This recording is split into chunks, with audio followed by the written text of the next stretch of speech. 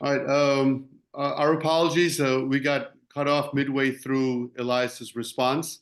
Um, because we had so much to say, we decided to have a second part. So we'll continue where Elias left off and then move on to other questions as well. Elias? Thank you. So what I would say, building upon what I've already spoken about, is, some with lobbying especially, it takes a while because you have so many important people in Washington who have influence, Congress, administration officials, the think tanks, non-governmental. I could go on and on. It takes a while to get people educated and to build the momentum. But I think we've had an acceleration of momentum, especially in the past 3 months. I talked about the Joe Wilson meeting, the Quincy Institute report. We also got Congressman Darrell Issa, very important congressman from California, to write questions to the State Department about NDA specifically. And these are questions that are on the record. They're on the congressman's website. People can look them up.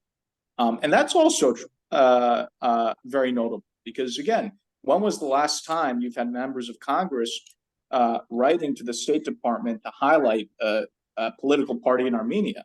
I don't think that's ever happened before. So we've had tremendous momentum, and those things build upon each other and accelerate the progress. So I think we're going to be able to achieve more things more quickly in the coming year. Without getting to too many of the specifics, I could just highlight some of the things that NDA has made public as to topics we brought up in recent conversations.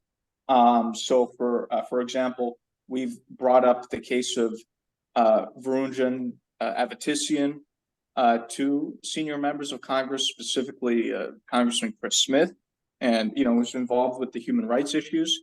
And Grigor, actually would love, if you don't mind, I would love for you to share with the audience what your impression was, because you attended a lunch we hosted for Congressman Chris Smith at our offices at Livingston, and that was actually the first, from what I understand, the first political event of that sort that you've attended. So I would love to hear your thoughts on that.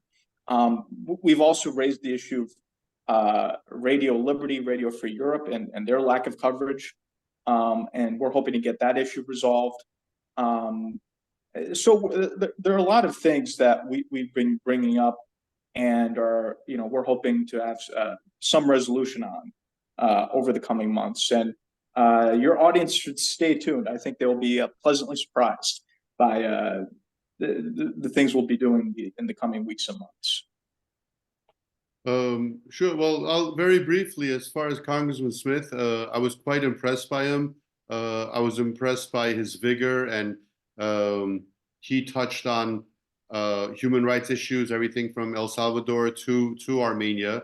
And you could tell, at least I could tell, I got the feeling that he wasn't just being a politician. They were very, very dear to him, these issues of human rights violations. And when he heard of Varunjan Avatisyan's case, he made sure that his office would follow up. Now, obviously, things like this it's not a snap of a finger and it's resolved. But the fact that he's on the radar of, if I'm not mistaken, he's been a congressman at this point for 40 years. So definitely a senior member of the House. For it even to be on his radar is already an accomplishment. Luckily, I felt like, even though I'm probably the last person that would be involved in political meetings just because of my nature, but fortunately, coming from the same geographical area, having somewhat, we even shared a few anecdotes with each other. So I think the little bit of time that we had, the personal interaction that we had, I think said a lot. And unlike Sefilian, who may have not known the specific nuances of American culture, I can say I specifically, knew the nuances, especially of New York, New Jersey culture. So I think that helped in the relationship. He was very receptive to the objectives of the National Democratic Alliance, and even more so specifically for Varujan Avedisyan's case. And the one thing that I think a lot of these congressmen have in common is that they understand the danger that Russia poses in that area, and specifically to Armenia. And as many of us have said in the past, I think it's also important to note that, because people say, oh, the naysayers, well, what's America going to do? America's not our friend, and this and that. It's not about being a friend. We're not buddies in a playground. It's about mutual interests. The United States does not want Russia to be a stronghold in that region, nor do they want China to be a stronghold in that region. And that's for military purposes as well as for economic purposes. And in both those cases, they realize that they need an ally. And Armenia is that ally. Armenia is that nation that has a great diaspora, an educated diaspora, an influential diaspora in the United States, and for that matter, all across the world. So all we need is a government that wants to serve Armenia's interests. And that is where the lobbying efforts come in, because they will hopefully make that into a reality where we will have a government that serves Armenia's interests. And once we have a government that serves Armenia's interests, we can form that strong alliance.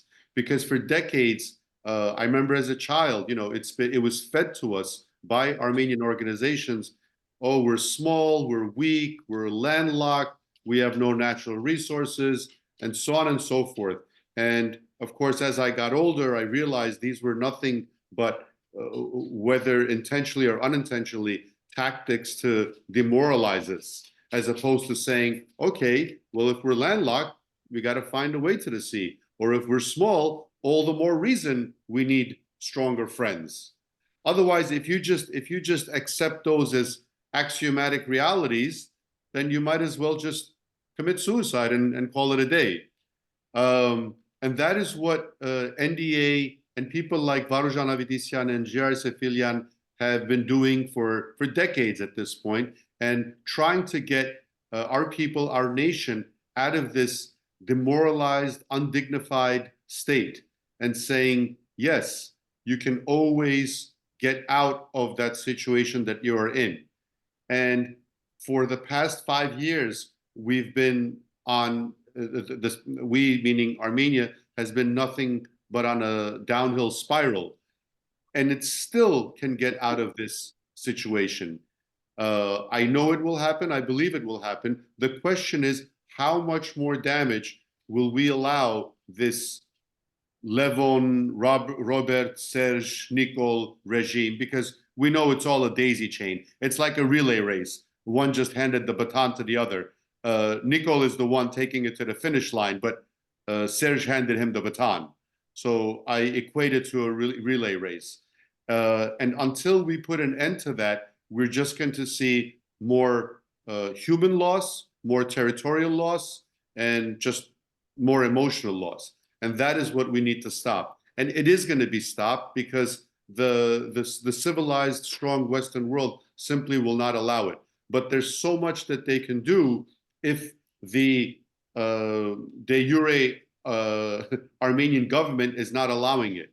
A lot of people say, well, why didn't Armenia step in and stop the September 19th ethnic cleansing, evacuation, genocide, and any one of those fit the pattern? I think the US, and I remember the brief conversation with Congressman Smith, he shared that the US has learned, the one great thing about the US is that it has done many mistakes over its 250 years. But each and every year, it realizes its mistakes and it tries to better itself.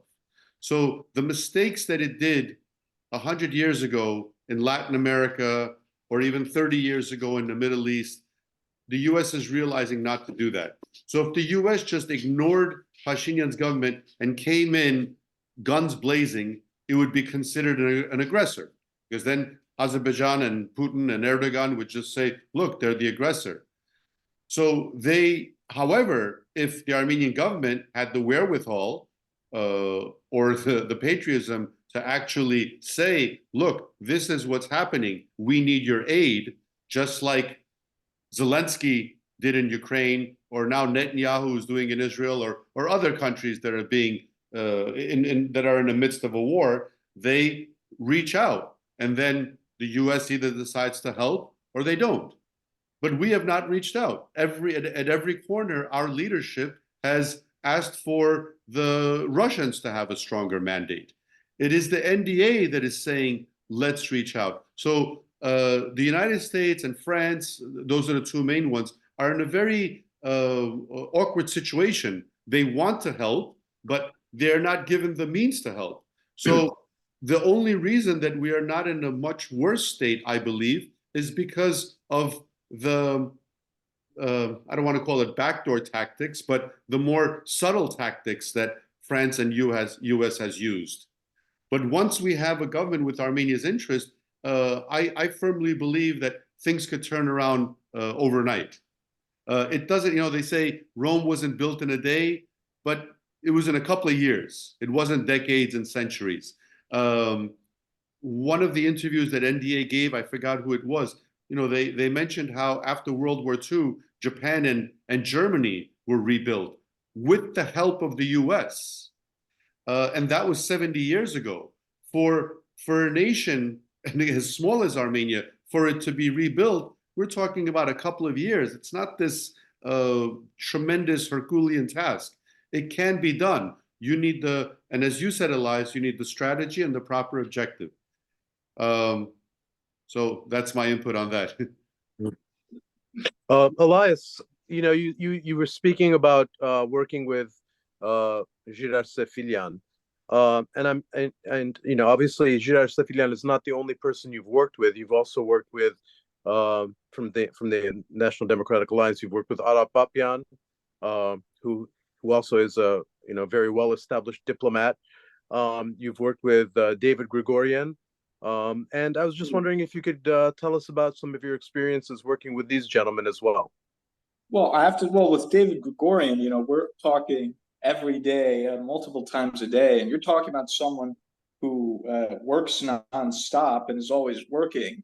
David, like Colonel Sefilian, is one of those people. I don't know how frankly, I don't even know how he does so much. And I think we're extraordinarily blessed to have him. David was critical in establishing the lobbying relationship to begin with. We were friends before I had even become involved with NDA, and he was the one that dragged me into NDA, so to speak. And he was just so passionate about NDA, and he infected me with that passion as well, so to speak. So it's been an absolute pleasure and honor to work with David Grigorian, who's also a very dear friend. And Ambassador Papian, he's another remarkable individual, brilliant, absolutely brilliant, walking encyclopedia, you could say. And he also did very well in terms of his meetings in Washington.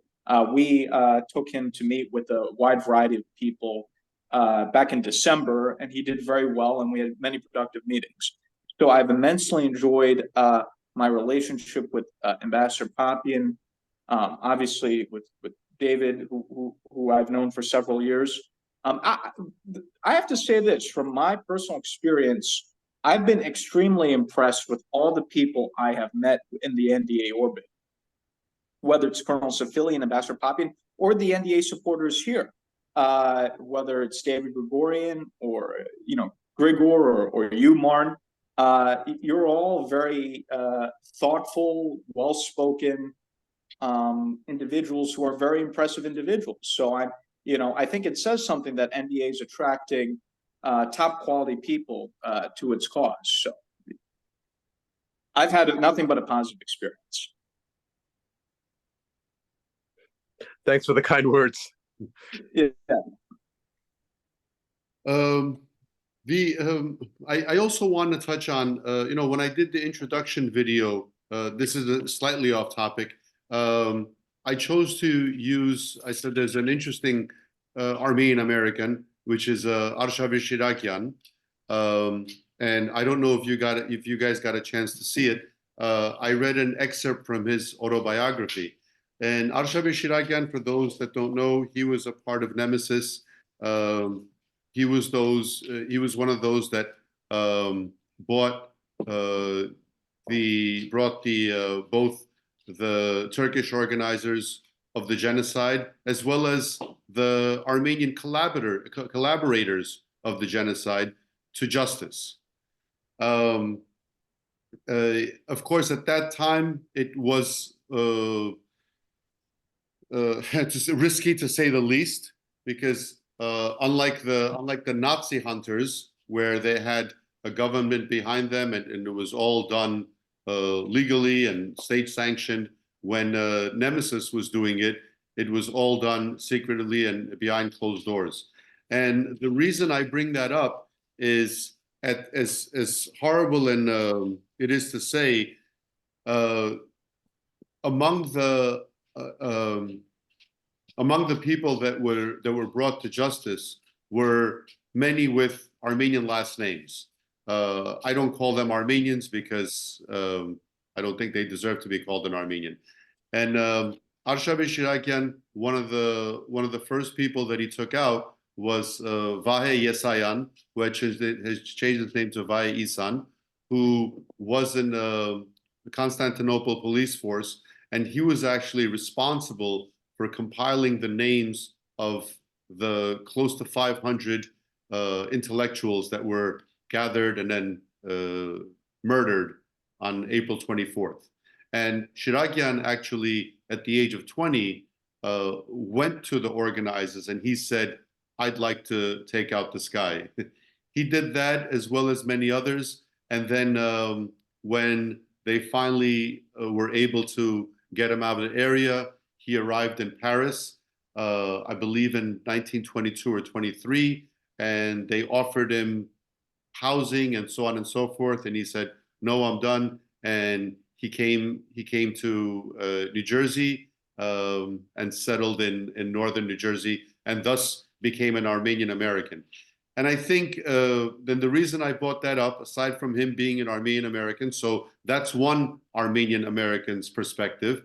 Also, I should add, and Martin could probably add into this, the core of the Nemesis was actually based out of Watertown. So a lot of the logistics, and we have to remind, this is before SMS and Viber and WhatsApp or phones for that matter. So everything was, the amount of work that was done, and it's unbelievable that even a film hasn't been made about this yet, or at least a good quality film. It's unbelievable what they accomplished. So it was Armenian Americans that, albeit for a short period, this is immediately after the genocide, immediately after World War I, when Armenia was probably at its lowest point with disease and so forth. But these group of men were able to maintain our dignity, say that we're here to stay. The ones that are a threat to the state of Armenia, whether their name is Talyat or Vahe or Hamayag, which was another one of the enemies with an Armenian name, they were brought to justice, and it will be done now. And again, the reason I bring this up now is to point out that it is the job of all Armenians. It is not just the job of Giray Sefilyan and Arap Papian and Garegin Chugazyan and Varujan Avedisyan, or all the supporters that are now in the 6th month in the streets of Yerevan. It is also our job here in the US, as it was the Armenian Americans' job here in the US 100 years ago, to bring the enemies to justice. Martin, do you want to add to that at all? Well, I was just thinking, you named quite a few of the members of the National Democratic Alliance, and one name you left out, I'm sure not intentionally, was Vahe Gasparian, who is just here.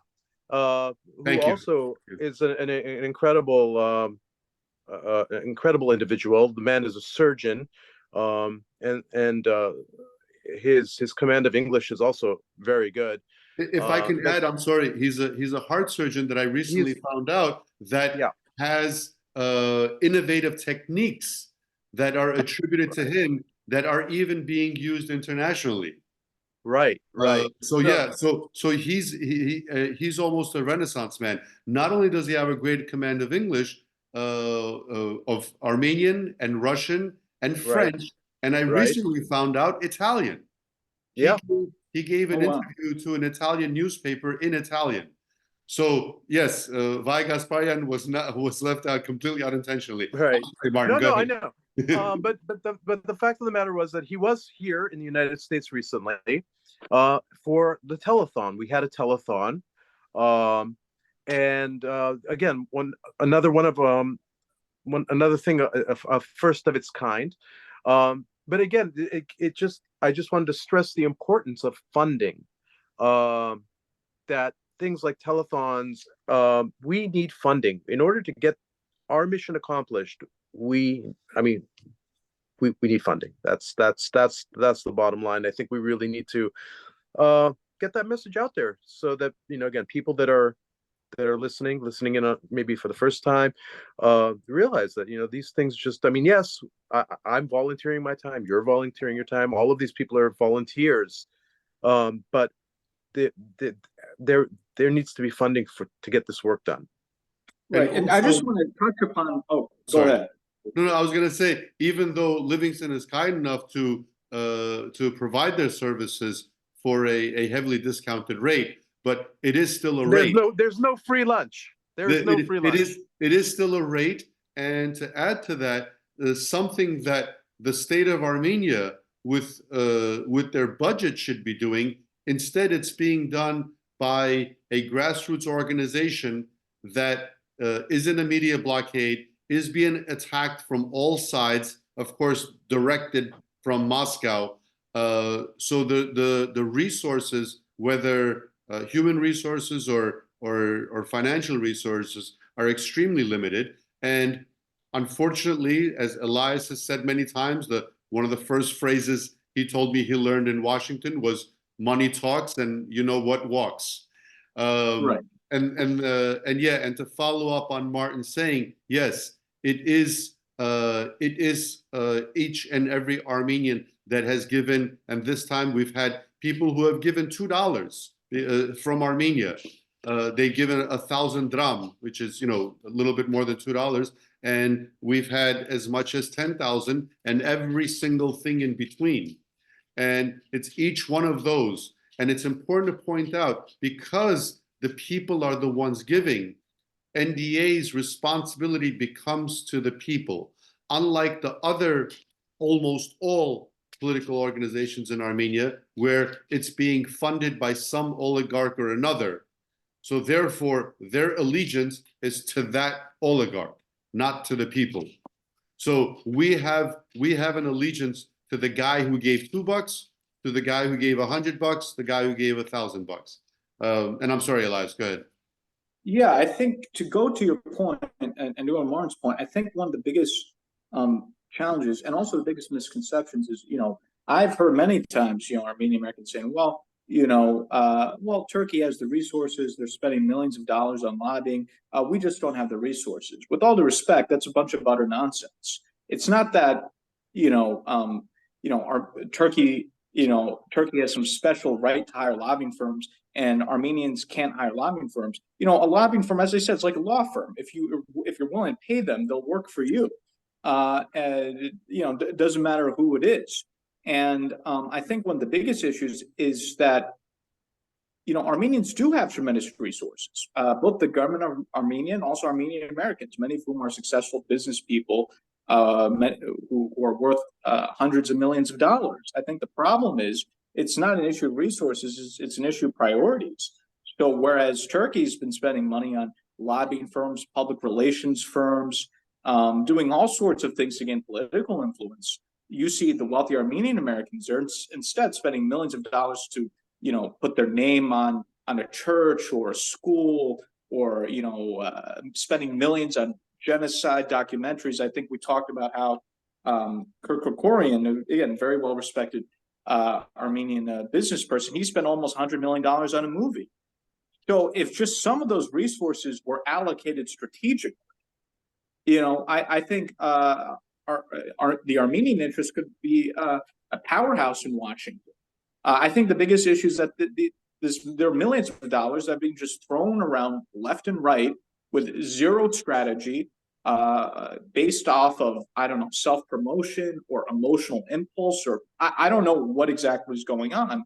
But there really needs to be, before more money is thrown around, some strategy. People have to get these rich Armenians into a room and say, hey, instead of throwing the money around, not knowing what you're doing, we're getting no return on investment. Let's try to think strategically. And hey, instead of spending $100 million on a documentary, maybe take, $5 million of that $100 million to spend it in Washington on lobbying and the things that are going to, promote our interests here. Instead of using government funds to invite Snoop Dogg, maybe we right, or the Armenian government. Armenia, people say, oh, Armenia is a poor country, they don't have the resources. Some of the poorest countries in the world, forget about the rich countries, the poorest countries in the world, spend millions of dollars on lobbying in Washington. One of the clients my firm used to represent, not now, but in the past, was Democratic Republic of Congo, one of the world's poorest countries.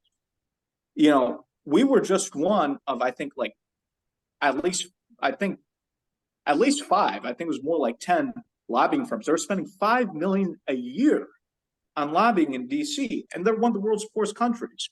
So to say Armenia is just too poor, that's not, especially they want to give Snoop Dogg $6 million. They just spent over $20 million on a new embassy in the UK. I mean, it's absurd. So, we have to dispel this notion of there aren't any resources. No, there are resources, but they're being totally misspent on God knows what in both the diaspora and the Armenian government. It's crazy. Martin, I don't know if you have any thoughts on this, but I thought I'd bring this up, and maybe this is a bit of a controversial topic, but no, I mean that's why we're here. We're not trying to sweep stuff under the rug. And I think Elias touched on a good thing, getting the priorities, and I think we could all agree on that. But yeah, Martin, what would you say? So, I mean, it's easy for us to, because we're on the same bandwidth to say what the priorities are. How do we get the message across to those other Armenians, whether the wealthy businessmen or even the average middle class Armenian, that hey, if you're going to give at this point, especially in January of 2024, if you're going to give your hard-earned $10 or $50 or $100, should you be giving it to, and no disrespect to these organizations, whether it's Children of Armenia Fund or the Armenian Tree Project or the Armenian Eye Project, or all these things. And again, I don't want to knock them, but what is of the utmost importance, and how do we convince those people that they should, how they should allocate their hard-earned funds to?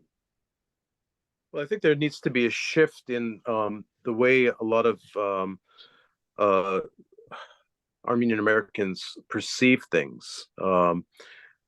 For decades, many Armenian Americans saw Russia as our protector, and many, unfortunately, still do. They still think that Russia is our protector. So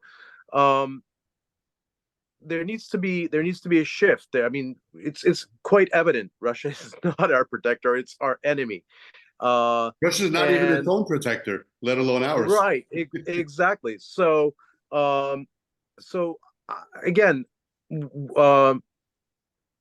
it's through what we're doing, like just this being out there on YouTube, or and being accessible, where people could hear another side, another opinion.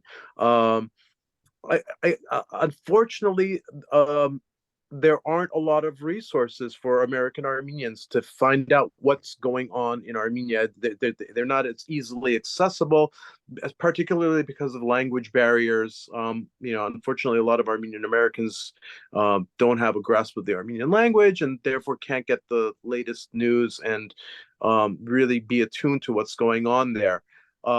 Which is why we're doing this in English. Which is why we're doing this in English. And not only us, but also NDA in Armenia is putting a lot of informational videos up on YouTube on the NDA channel. So again, I encourage everybody that's listening to us to check that out, to really get it, to really understand what's going on in Armenia now. So yeah, that's there definitely needs to be a shift, and in terms of what Armenian Americans are thinking and seeing and where they're getting their information from. We're down to a few minutes again. We're about 8 minutes. What I'd like to ask is to leave the viewer with a concrete notion. If each of you can give just one or two concrete examples of why Russia is not our protectorate, starting from there. And part B of that question, why is it important to form an alliance with the West, which is what we've been saying. But if we can get to a specific why, so it can be something tangible to that American Armenian that may not be as well. I mean, I think it's pretty evident. I mean, we saw it in September. Russia is supposedly our protector, and now we have Artsakh without Armenians. So what kind of protector is that? I mean, there's that. I don't even think that's a question. Well, no, but even I get it, Martin. But even let's say for the real layperson, because that's a very good point. Because per the November 9th agreement or declaration, November 9th, 2020, the Russian quote unquote peacekeepers, which is an oxymoron, but they were there for the safety of the Armenians, and they failed miserably starting in December of 22 when they allowed the blockade. So I guess again we're saying it to at a second grade level to the viewers that just trying to grasp this. So if nothing else, by the way, this year marks the 300 years anniversary, if you will, when Russia first started its campaign of Armenia without Armenians. That was started in, if I'm not mistaken, July of 1724. I know it was 1724. I don't remember the month. During the reign of Peter the Great. So we are in the 300th year of this. But Martin very correctly said, we only need to go back 4 months. We don't need to go back 100 years. So as far as that, so now tied in with that, why is it, and again, it might be obvious, but let's state the obvious. Why is it important to form alliances with France or US or India or Greece, for that matter? Right. Again, we know we have to have viable partners. Again, United States is not going to do something out of the kindness of their hearts. It's a question of mutually beneficial interests.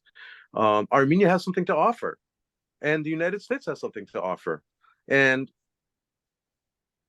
that's where this this synthesis needs to take place. And what we're doing is we are creating that bond, we are creating that bridge. And I don't want to talk too much. I'd rather let Elias. I'd rather allot my time to Elias for him to tell us, what he and Livingston Group is doing to make that bond. Thank you. That you said is very well put. Yeah. Yes, Elias. You have about 5 minutes. Okay, I'll be concise.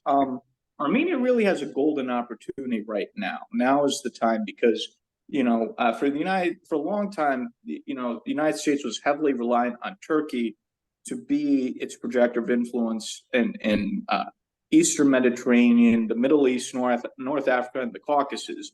But most people here in Washington know how unreliable Erdogan is that he's turned to the East. He doesn't believe in the West. He's an Islamic fundamentalist who, wants to recreate the new Neo-Ottoman Empire and so forth.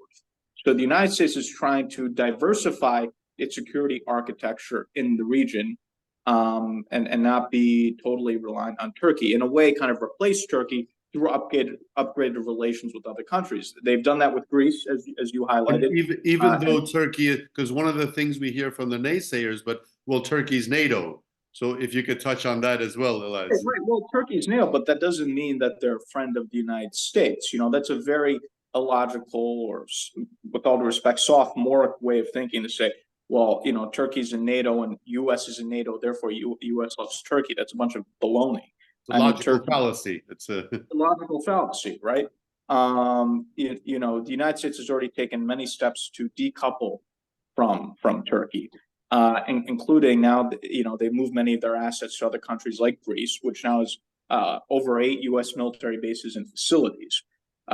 So the U.S. has basically replaced Turkey with Greece, Cyprus, and other countries in the Balkans in terms of being countries that could project U.S. interests in North Africa, the Balkans, even the Black Sea. If you look at U.S. activities in Bulgaria, Romania, and so forth. Where the U.S. still needs the Turkey is really projection into the Middle East and the Caucasus, right? Iran, Iraq, the Caucasus. So if Armenia could become an ally of the United States, it could then fulfill that need. And the U.S. really would no longer have to be subject to the whims of Erdogan, who, as we know, is very mercurial and is always trying to extort things out of the United States. So I think the U.S. government, similar to how they made deals with Greece and other countries, would love to make a deal with Armenia, because it would really relieve the headache that they've had to deal with in terms of this whole Erdogan problem, which is something that people in Washington have always talked about. So Armenia could get itself a really good deal. The only thing that's holding up Armenia is obviously the successive Armenian governments that have been totally wed to the Russians, and also the lack of the lobbying in Washington. People who could be interlocutors between the Armenian interests and the U.S. government. And so I think our role is critical in terms of, for the first time, establishing that professional lobbying presence. And I look forward to when hopefully our friends in NDA come to power, and we could really make a massive shift in U.S.-Armenia relations. But until then, we're at least laying the groundwork. in a very unprecedented way, we might add, right? Very Breaking new grounds daily. And this is important because, as you know, creating a lobbying infrastructure, which again has never existed. The Turks have been working with lobbying firms for 30 years, so they know how it works. They know how the lobbying work works. They know how to work with the lobbying firm. This has never been done in the Armenian space. So, we're creating that infrastructure. We're creating that relationship. And so we're basically laying the groundwork. So by the time, let's say, NDA does come to power, it could hit the ground running. It's not like we're going to be reinventing the wheel. People in Washington will already know about NDA, and NDA will already have the political apparatus in Washington as it takes the helm of the Armenian government. So, we're in many ways laying the ground. We're having an impact now, but also laying the groundwork for that future moment. Thank you, Elias. Thank you, Martin. I think we stopped right in time. And I'm glad we continued with the second one, and hope to see both of you soon. And Absolutely. Yeah. Thank you, Gokor, for hosting us again. And looking forward to our next conversation with our next guest. All right. Be well and good night. You too. Bye now. All right. Good night.